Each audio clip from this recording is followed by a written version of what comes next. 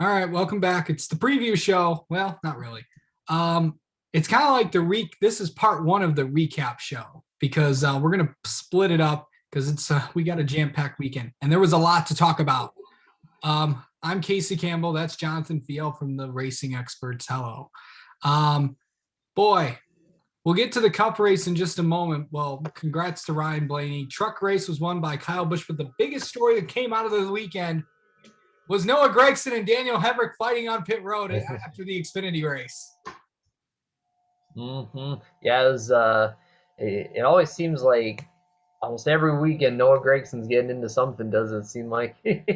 God bless him, but yeah, it was a crazy fight on pit road. Just watching Hemrick come up there. I think he might have landed a haymaker on there. He It was did, a little yeah. bit of it was a tussle they had down there. Just yeah, hard racing and you know I don't know what exactly was happening with pit road there with Noah Gragson. I mean, it was a situation where you have crew members around and you have cars around. It was just not an optimal situation, but I was glad that we could settle it with fists instead of damaged race cars. So that was good. Yeah, if you think for people that don't know, apparently it was on a video. Of course, Hemrick was mad that Gregson backed into his pit box. There's plenty of videos that you can look up and you can judge for yourself on what you think happened. But NASCAR did not. NASCAR saw this. They took action. They felt like no one did anything wrong. So Noah Gragson was not penalized by NASCAR in any means. Um, so there's a lot of other things, and going to the cup race, the dominant car doesn't win. Ryan Blaney passes Kyle Larson with 9 laps to go in Atlanta in a kind of an interesting race where you didn't think it was interesting, but then it became interesting. Yeah, it was good to see. A lot of people have talked about the 550 package being very stagnant, with high downforce, low horsepower, out of the driver's control. But we saw on Sunday a case just where Kyle Larson didn't use his tires well enough, in that last green flag run to the end. But 269 of the 325 laps, one of the most dominating performances of Atlanta in recent memory. Didn't go to victory lane. I commend Ryan Blaney, though. That was a good piece of driving. Ryan Blaney, he always seems to get it done in the late stages of the race. And that was another good example of it. Good to see him get a win on a mile and a half course, too, because obviously he's won at Talladega, he's run one at the Roval, he's run at Pocono, very unusual, tracks under, unusual circumstances. So to see him get a win just like on like more of a typical course, I think that really it's gonna kind of set in motion like his career a little bit because I feel like he's been on the tip of like being that Brad Keselowski or being that Joey Logano or being Kevin Harvick, Kyle Busch. We're not. I feel like this win is really gonna help with setting him forward. Okay, so there was also some other news this week during the week. NASCAR and iRacing with this Chicago street course. It was actually iRacing closed sometime I think during the fall. iRacing closed some of the streets of Chicago. Actually worked with the city to scan part of the city for the street course. NASCAR kind of teased us of like, are we going to be street course racing with NASCAR? I know this has been talked about for years, but do you think it's actually going to happen? I'm excited about this.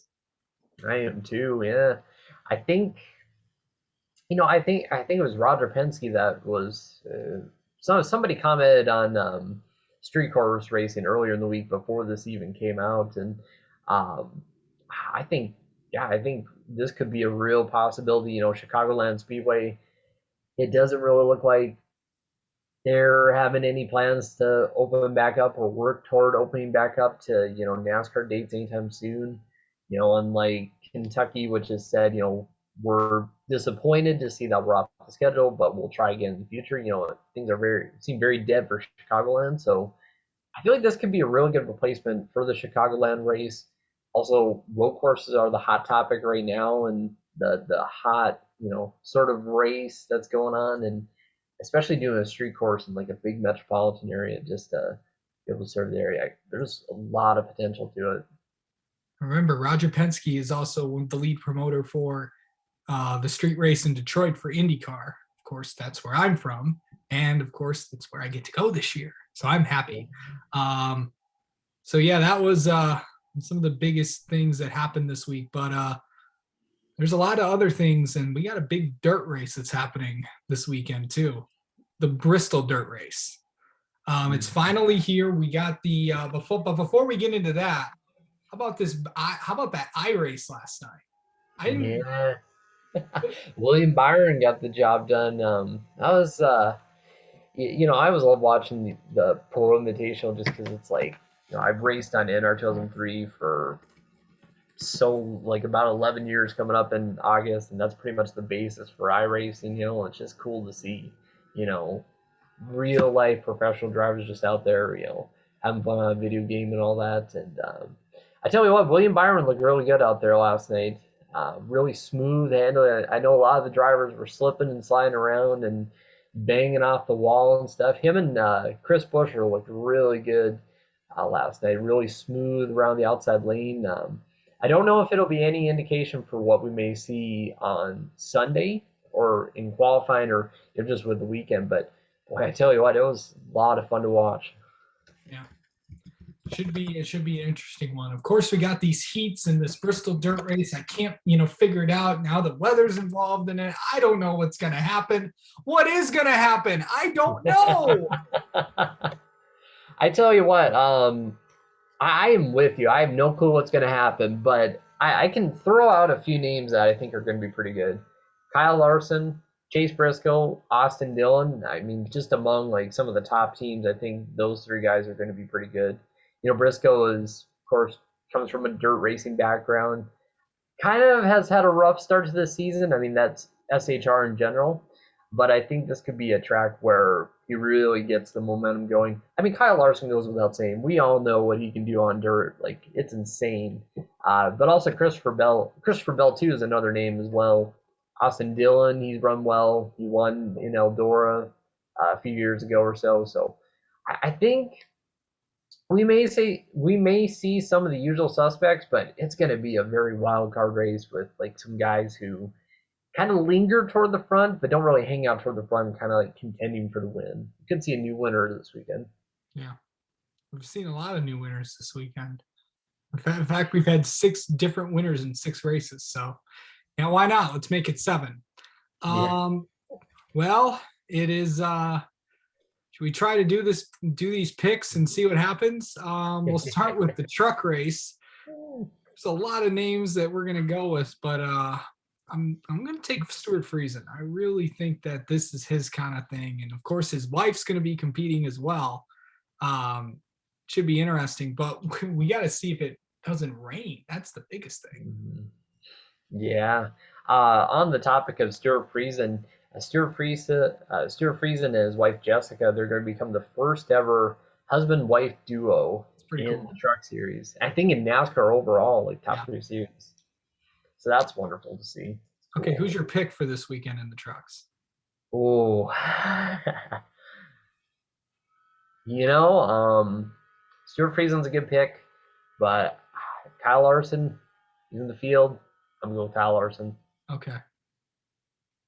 Yeah, Lee Spencer always told me go with Larson, and that's what I'm doing for the Cup race. Is that what you're doing too? I don't know. I think Larson will definitely be a contender, but I think you have to watch out for Austin Dillon. I'm gonna say Austin Dillon. He's gonna be a contender to win. Christopher Bell will be up there. So guess I gotta pick one. Briscoe, Buescher. I like parity, so give me Austin Dillon. Okay. All right. Sounds good. All right. We'll see how these picks go. And who knows if it's going to rain or not and all these things that we're going to be talking about, but we'll have to see. All right. Well, NASCAR's off this week, off next week, but we're not. We're going to come back and we're going to have to see how everyone's doing so far. We're going to give our mid-season grades. How about that?